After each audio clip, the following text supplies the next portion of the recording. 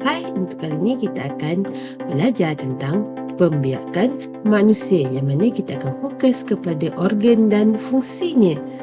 Okey, objektif kita ialah untuk memerihalkan fungsi organ pembiakan lelaki dan organ pembiakan perempuan. Okey. Okey, sebelum itu mari kita ulang kaji tentang benda hidup. Okey, benda hidup seperti yang kamu telah belajar pada tahun 1, benda hidup ada 3. Okey, yang pertama ialah manusia. Okey. Benda hidup yang kedua ialah haiwan. Manakala benda hidup yang ketiga ialah benda hidup yang ketiga ialah tumbuh-tumbuhan. Okey, benda hidup ini mempunyai ciri-ciri tertentu.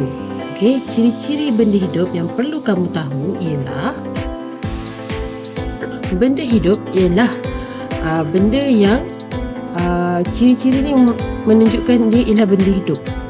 Kena ada kelima-lima ciri-ciri ini. Pertama, benda hidup dia bernafas. Okey, benda hidup bernafas. Manusia, haiwan dan tumbuhan bernafas. Benda hidup juga bergerak. Benda hidup memerlukan air dan makanan. Benda hidup membesar. Dan benda hidup membiak. Okey, untuk kali ini kita akan fokuskan kepada benda hidup membiak. Kita nak bercerita tentang pembiakan manusia. Okey, kita akan fokus kepada manusia. Tapi sebelum tu kamu kena ingat mengapa benda hidup membiak. Seperti yang telah dipelajari pada tahun 5, benda hidup membiak untuk memastikan kemandirian spesiesnya supaya spesiesnya sentiasa ada dan tidak pupus. Okay, manusia juga ialah benda hidup, jadi manusia juga membiak. Jadi hari ini kita akan lihat bagaimana manusia membiak. Perhatikan situasi kelahiran bayi dalam gambar ini. Kelahiran ialah satu keajaiban dan saat paling menggembirakan buat pasangan suami dan isteri. Tahukah kamu bagaimana bayi terjadi? Apakah yang akan berlaku jika tiada kelahiran bayi di dunia ini? Mari kita lihat dulu tentang pembiakan manusia. Bagaimana manusia membiak?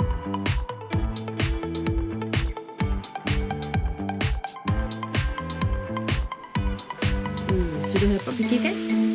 Okay, bayi yang baru lahir ialah hasil daripada proses pembiakan manusia. Benda hidup membiak, jadi bayi ialah hasil daripada proses pembiakan manusia. Manusia membiak melalui proses pembiakan.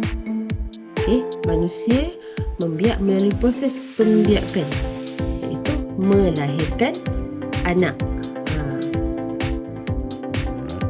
Proses pembiakan manusia melibatkan pasangan lelaki dan perempuan yang telah berkahwin. Perlu diingat, hanya pasangan yang telah berkahwin. Organ-organ pembiakan lelaki dan perempuan membentuk sistem pembiakan manusia. Okey, jadi mari kita lihat tentang sistem pembiakan manusia. Okey, kita lihat dahulu organ pembiakan untuk lelaki.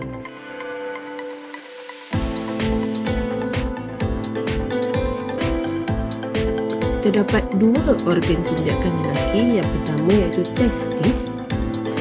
Okey, organ pembiakan lelaki hanya dua sahaja, iaitu testis dan juga zakar. Okey, perlu ingat hanya dua sahaja organ pembiakan lelaki.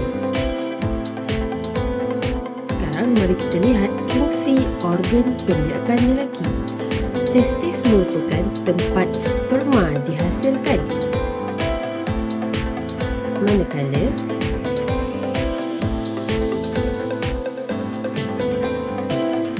zakar menyalurkan sperma ke dalam organ pembiakan perempuan.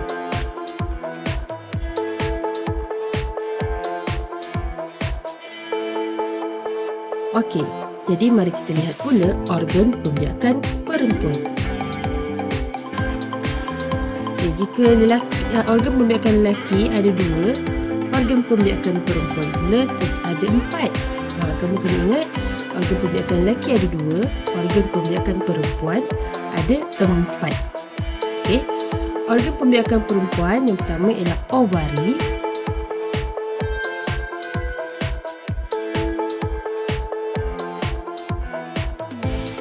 faraj,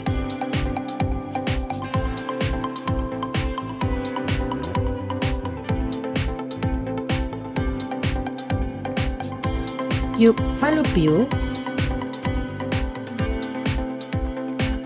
dan juga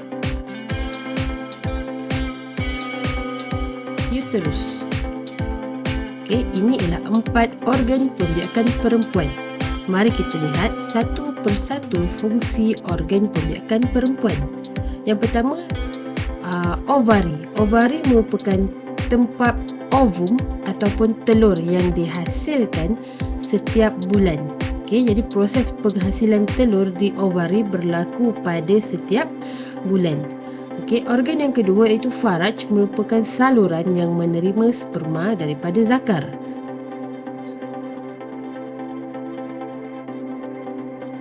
Organ pembiakan perempuan yang ketiga ialah tiub falopio. Kita dapat 2 tiub falopio, sama juga macam ovari, ada kiri dan kanan.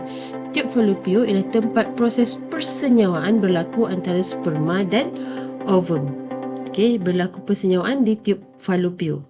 Okey, organ yang keempat ialah uterus. Uterus merupakan tempat untuk embrio berkembang dan membesar. Okey, uterus juga dikenali sebagai rahim. Selalunya orang akan sebut sebagai rahim sahaja.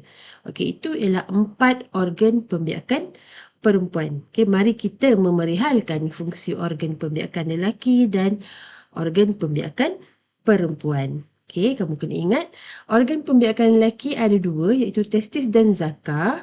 Manakala organ pembiakan perempuan ada 4, ovari, faraj, tiub falopio dan uterus. Dan kamu perlu ingat fungsi-fungsi organ tersebut. Okey. Okey, jadi setakat itu sahaja untuk kali ini. Kita akan berjumpa lagi dengan tajuk yang akan datang. Terima kasih. Bye.